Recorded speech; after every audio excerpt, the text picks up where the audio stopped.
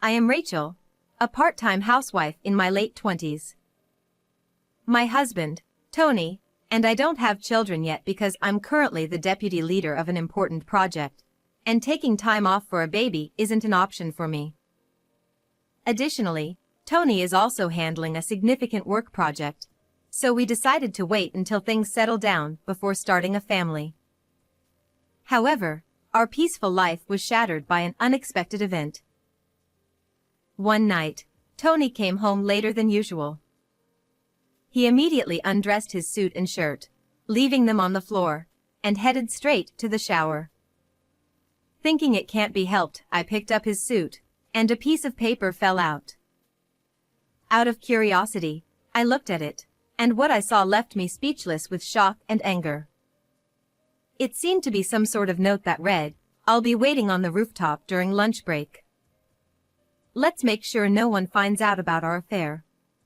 Although I wanted to confront Tony immediately, I decided to stay calm and put the note back in his pocket, thinking there might be more evidence to uncover. Little did I know that this small infidelity would lead to a major upheaval involving our entire family.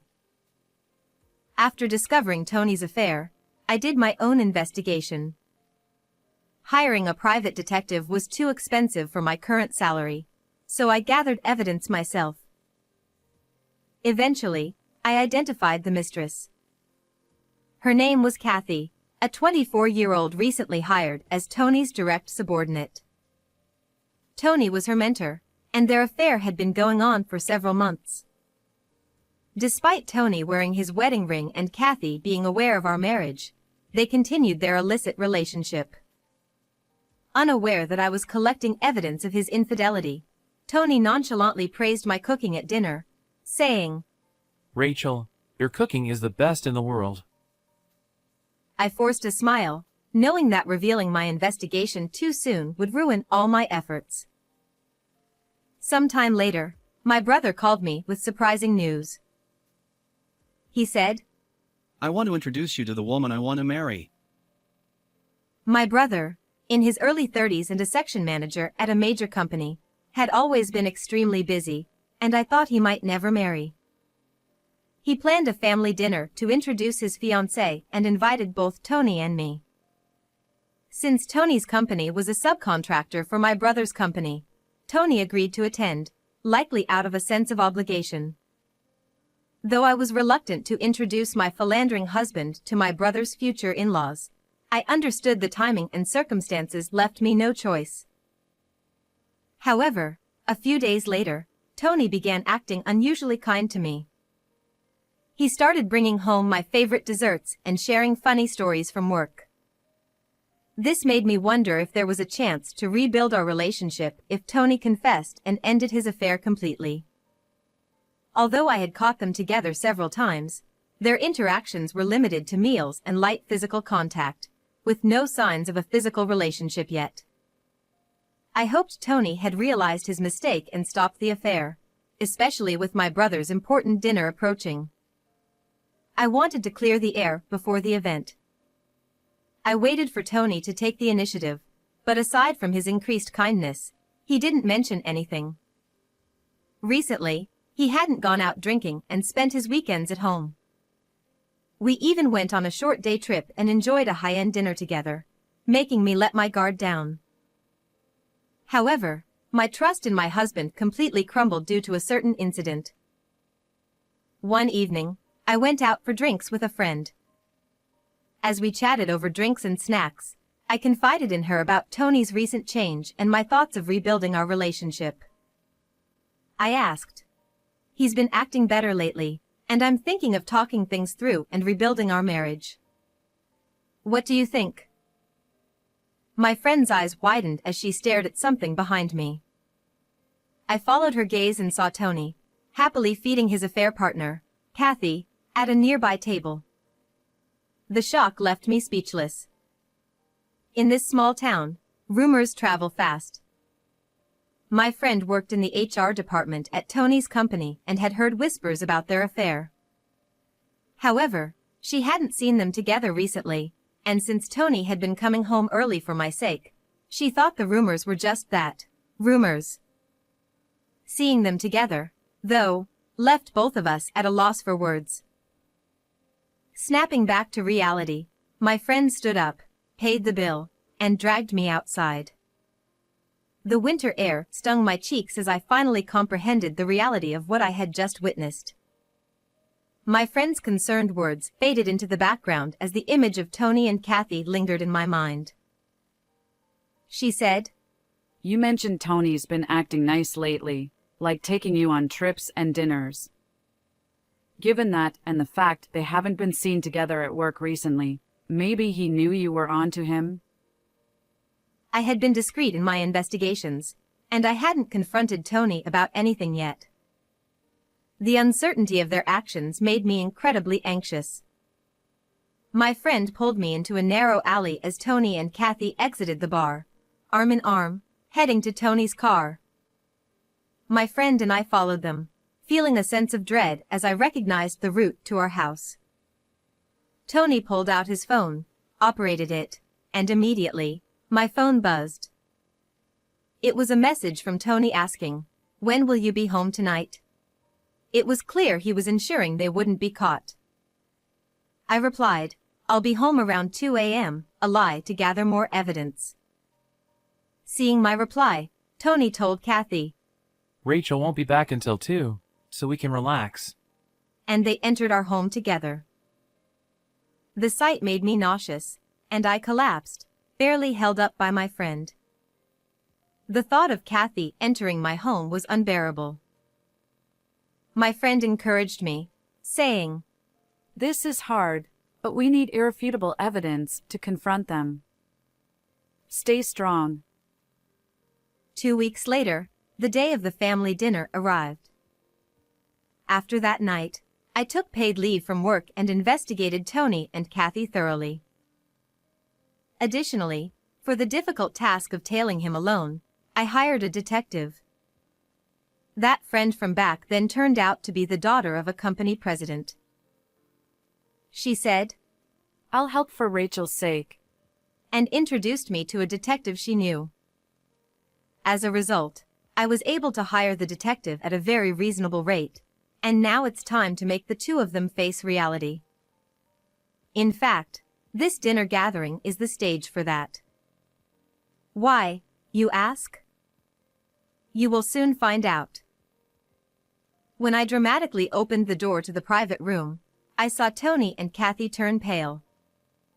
Kathy, who was supposed to be my brother's fiancée, stared at me in shock. "Nice to meet you, Kathy. I'm a wife of Tony, your affair partner," I said with a forced smile. The atmosphere froze. Kathy stammered, "What? Why are you? You've got the wrong idea. If that's the case, it's rude." Her feigned ignorance snapped my patience. I thought, all right then, I see you're ready. I won't hold back anymore.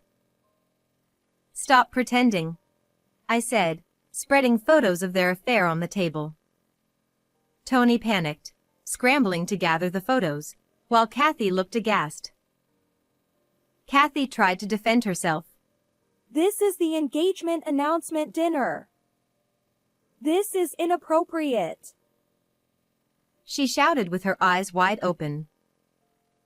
However, that doesn't matter. Thanks to the detective's investigation, I knew that this woman, despite being engaged to my brother, was continuing an affair with my husband and deceiving my brother as well. I countered. What's truly inappropriate is deceiving my brother and continuing an affair with my husband. At my words, Kathy fell silent. I continued.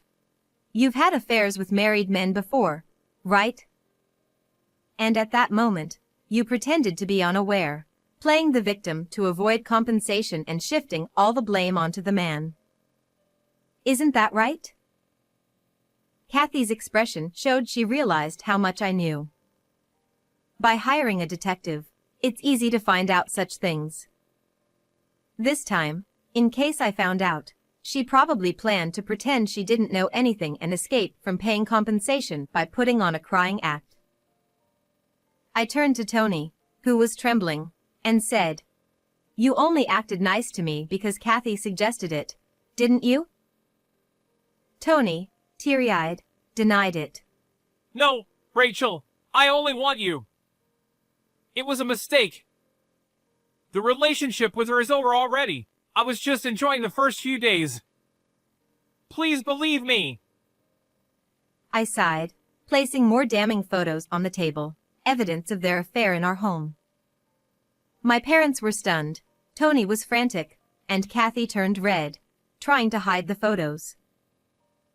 Stop this. Kathy pleaded. Of course, I don't want to see these kinds of photos either, and I certainly don't appreciate being labeled as a cheated-on wife. Nevertheless, my friend advised me that I needed to be bold to punish these two. Kathy glared at me with tears in her eyes, trembling. Despicable.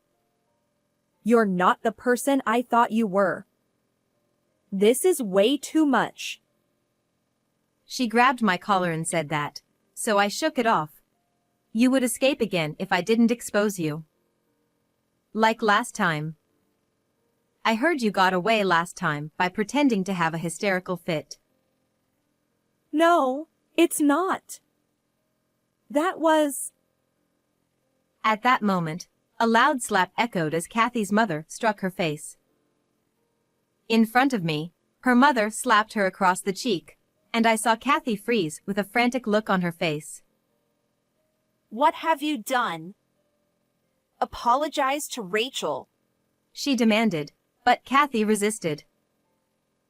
Her father grabbed Kathy's head to force to bow, and he also bowed deeply, said, I apologize sincerely for the terrible disrespect shown by my daughter. Please consider breaking off the engagement. I assure you that we will properly compensate Rachel, including returning the engagement ring and providing her with compensation. I am truly sorry. As her parents bowed their heads in tears before us, she murmured in a voice as faint as a mosquito's, Why am I being blamed?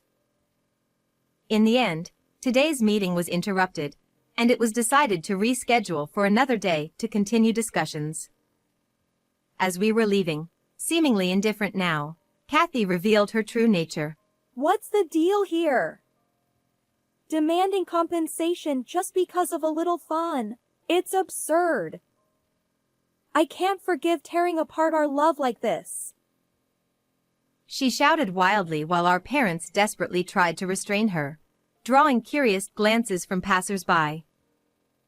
Oh, what an embarrassment she is, I thought to myself. Then, my brother stepped forward calmly. Someone who can cheat so boldly isn't fit for marriage. Especially not someone who lays a hand on my sister's husband. And Tony, you better think about your position carefully. After saying that to Kathy, he also directed a cold gaze toward my husband. Tony, shaking, apologized weakly, I'm so sorry. tears streaming down his face. Shortly thereafter, a meeting was arranged to discuss the broken engagement, our divorce, and the settlement for damages. After being thoroughly scolded by her parents, Kathy was completely subdued and silent. I stated, in our settlement, Tony will pay me alimony and we will divorce. You will also need to pay me damages. Kathy remained silent, but her parents responded, we will make sure our daughter pays. showing their willingness to comply. Although this should have been the end, I had something more to say. I contacted the wife of the previous victim you deceived and avoided paying damages to. She was furious when she learned the truth and plans to reissue her claim for damages. Kathy lifted her head and croaked. No, that can't be. That was supposed to be over. I replied coldly. You think it's over? You and Tony have no idea how deeply your actions have scarred others. Tony, who had been listening quietly, muttered. I'm sorry. Kathy, realizing the truth in my words, looked visibly distressed. In such a small town, having multiple affairs is quite bold. Regardless, you will pay the damages in full, I said, turning to leave. My family followed me without a word.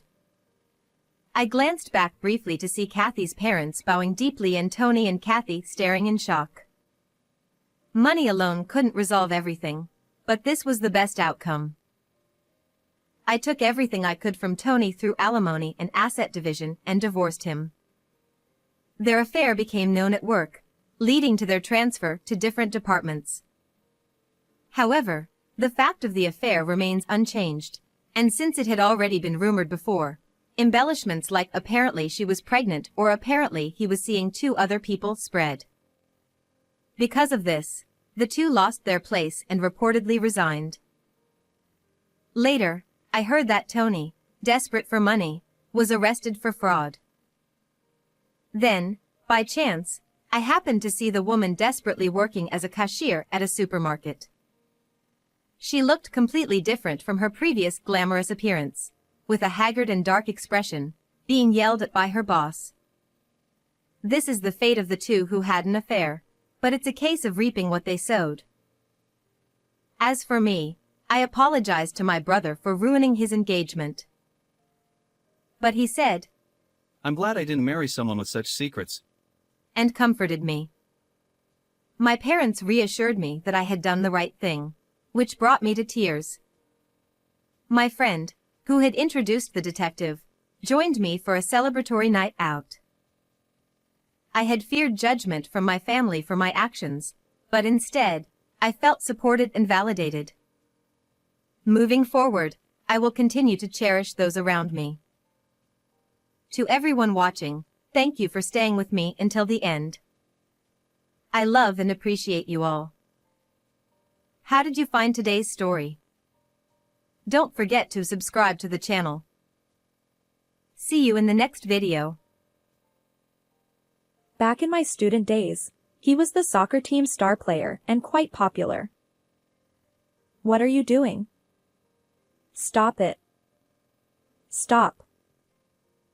I protested as my husband forcibly shoved me into the car trunk.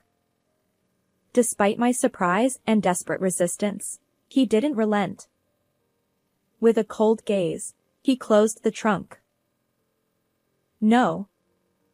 Let me out. My screams fell on deaf ears, and the car started moving. About an hour later, as the car came to a sudden stop, I heard a metallic crunching sound. Fear gripped me. What was that noise? Eventually, I realized it was the sound of the car being crushed.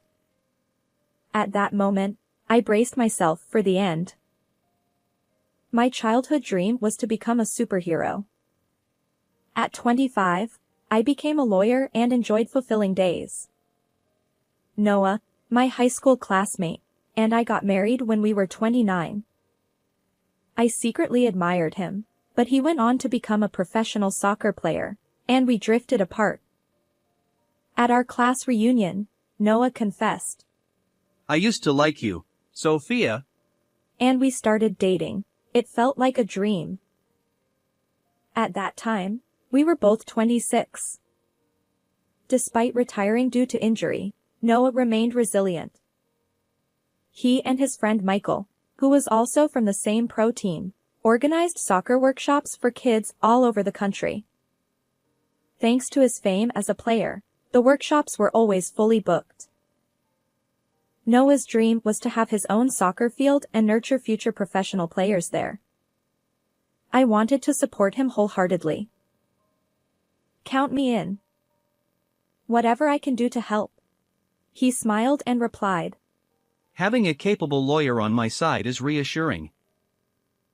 The shadow fell over our once blissful life about a year into our marriage. It all started when I casually looked into Noah's company's financials. The company he co-founded with Michael was struggling due to understaffing, so I intended to help by examining the books. What I found raised suspicions. Noah's company raised funds from sponsors and personal fans to fulfill his dream of nurturing future professional soccer players. The balance should have been substantial, but it was clearly much lower than expected. What's this?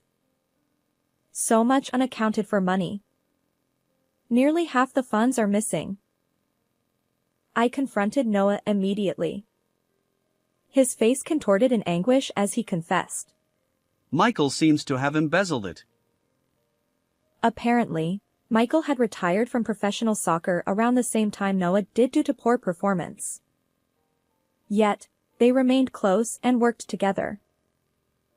Even if you're friends, embezzlement is wrong. We should report this to the police. I insisted. Noah sighed.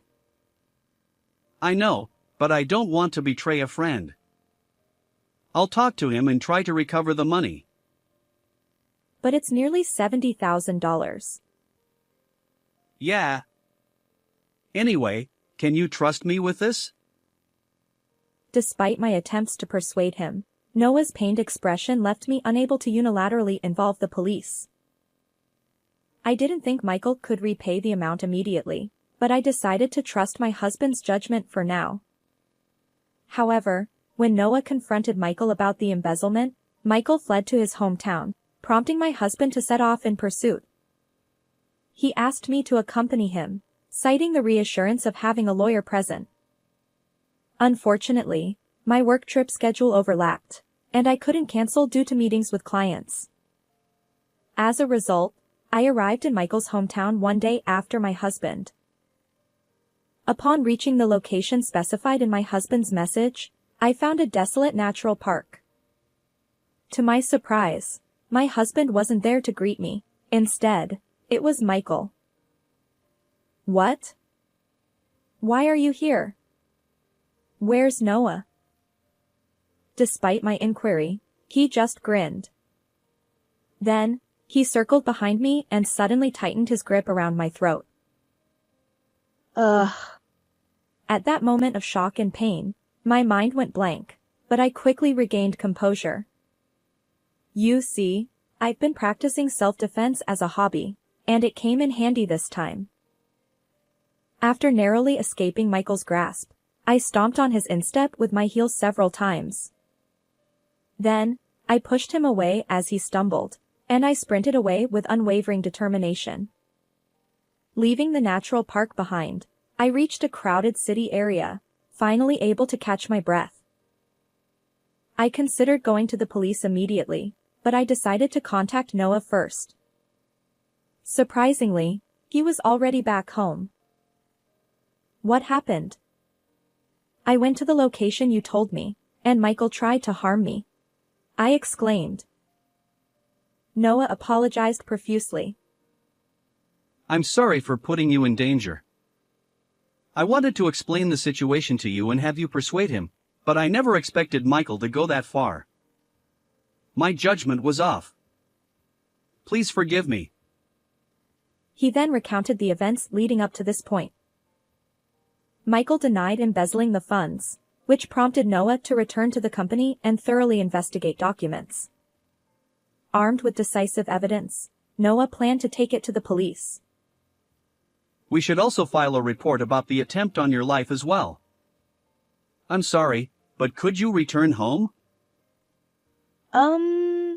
Wouldn't it be better to report it to the local police here? Just come back home for now. At my husband's pleading, I decided to return home for the time being. 3 hours later, just as I returned home, my husband greeted me at the front door. We need to go to the police right away. Get in the car. I placed my travel bags down and followed his instructions, heading toward our home's parking area. As I tried to get into the passenger seat, Noah, who had been inspecting the trunk, called out to me. Take a look at this. Curious, I stood beside him and peered into the trunk, wondering if it contained evidence of embezzlement. What? What are you doing? Stop. Stop. Without warning, my husband shoved me from behind, locking eyes with me coldly, and then closed the trunk. No. Please, Let me out. No matter how loudly I screamed, my voice reached no one. The car started moving slowly, gradually picking up speed. About an hour later, I sensed that we had parked somewhere. Trembling with fear inside the cramped trunk, I suddenly heard a metallic crunching sound. What was that noise? My heart raced until I realized it was the sound of the car being crushed. Even with self-defense training, I couldn't possibly contend with heavy machinery. But giving up wasn't an option. Amid the chaos, I desperately thought of ways to survive. Desperate to escape the trunk, I kicked the trunk's latch area with all my might. Luckily, the lock seemed to break, creating a small gap. I forced the door open, stuck my head out, and found myself in an auto junkyard. I hurriedly escaped the trunk and leaped from the pile of awaiting scrap cars. With no one in sight, I sprinted toward what seemed like an exit. As I considered seeking help from the police, I noticed Michael talking on his phone. Concealing myself in the shadows, I eavesdropped on his conversation. He casually mentioned, I confirmed the car got crushed. She's gone now. And then he blamed for my husband marrying a lawyer. It became clear, the person on the other end was Noah. My husband and Michael had conspired to eliminate me. If they discovered I was still alive, they'd surely try again. Before heading to the police, I needed to avoid their clutches. For now, I had to hide. Despite my fear, I felt a stronger desire to expose the truth. After all, I was a lawyer. A childhood dream of becoming a champion of justice had driven me. Sneaking out of the processing yard, I realized my smartphone was still in my pocket. I decided to contact my best friend, Mia. I arrived promptly at her apartment, where I recounted everything that had happened.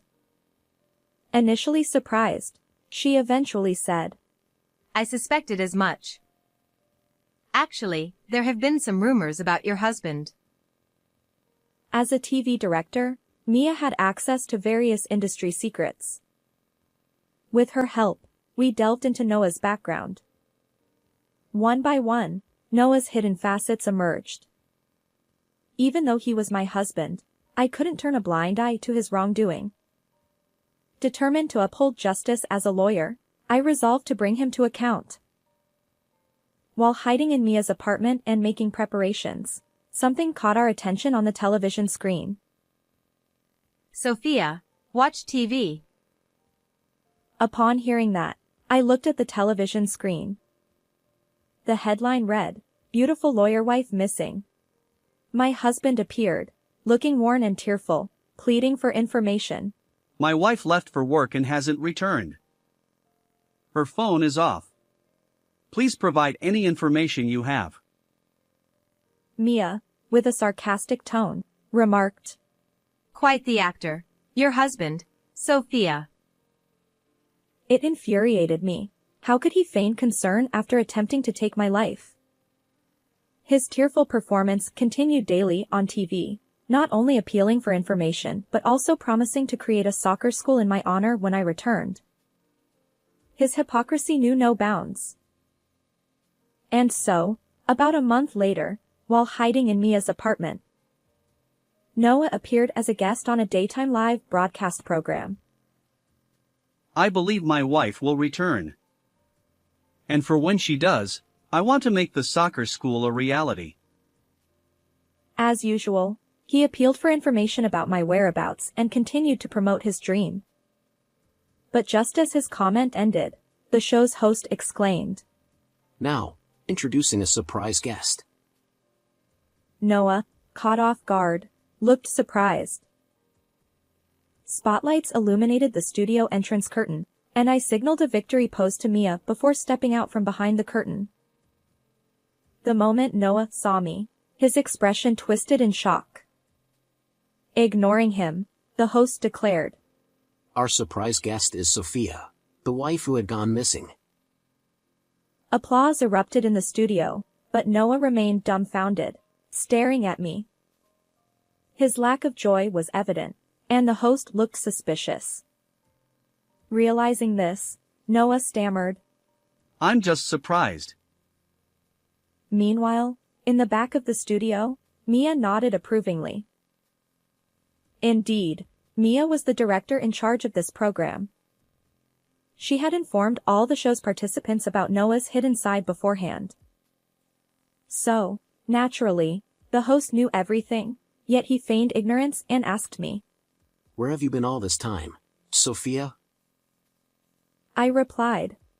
I was in hiding. My life was in danger. As I answered, the celebrities present gasped dramatically, exclaiming, "What?" The host also remarked. That's quite an intense story. Then, he turned to Noah and asked. Were you unaware of any of this?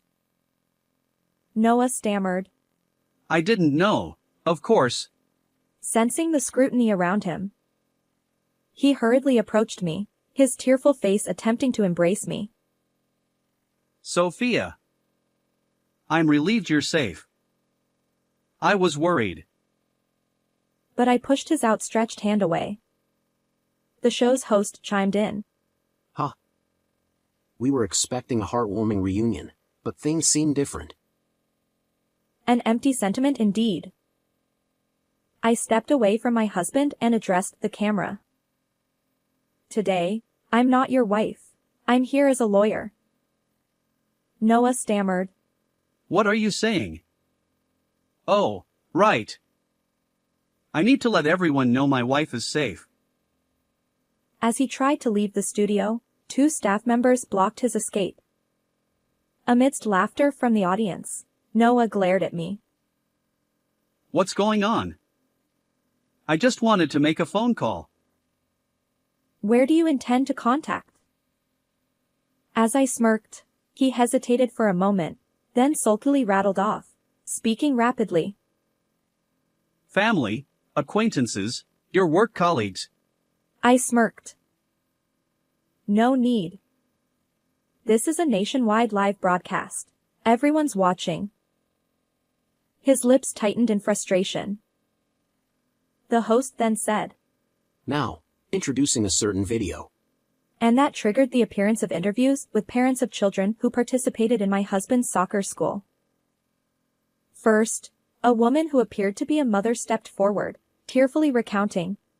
I was pressured into an inappropriate relationship by being promised that my child would become a regular player.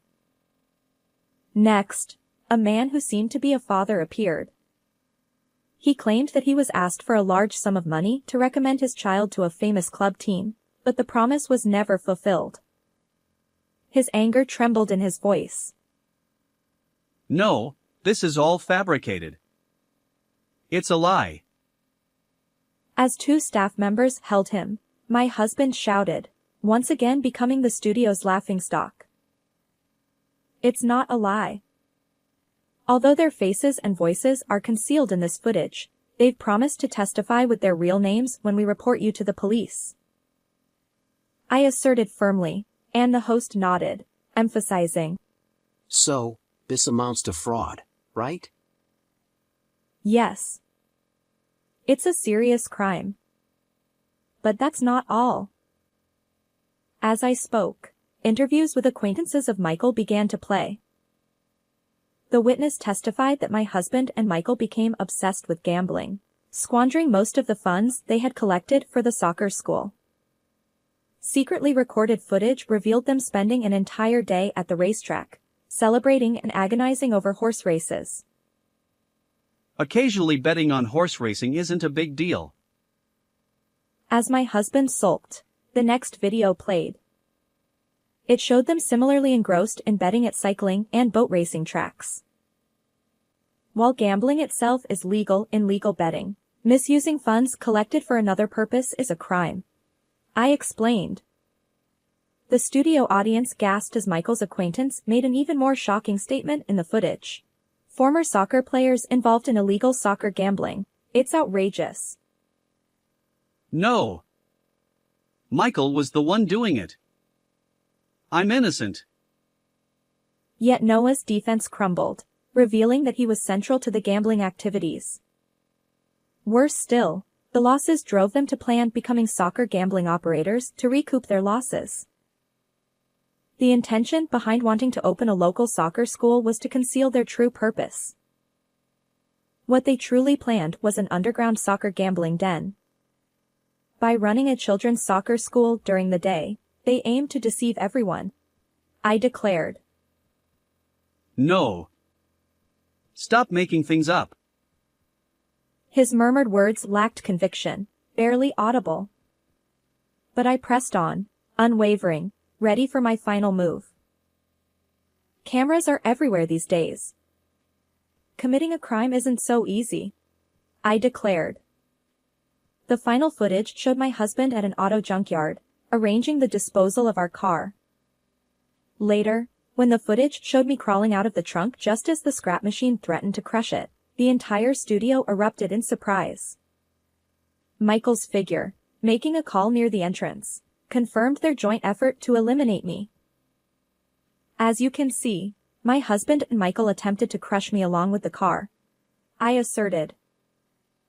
My husband, now pale, mumbled in denial.